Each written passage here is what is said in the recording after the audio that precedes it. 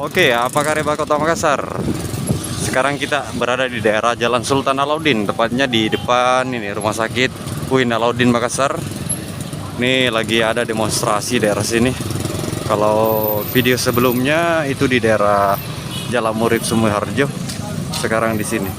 Ini ada salah satu mobil kontainer yang ditahan. Ini lagi bakar ban.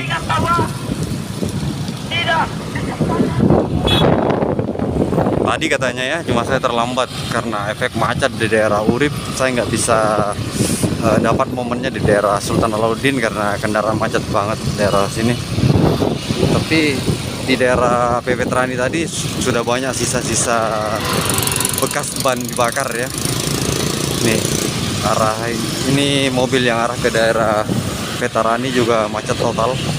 Ini kalau ke daerah gua masih lancar ya, tapi nggak tahu nanti depan di daerah Unismu apakah macet juga. Oke, komen di bawah daerah kalian apa demo hari ini atau tidak. Oke, next video.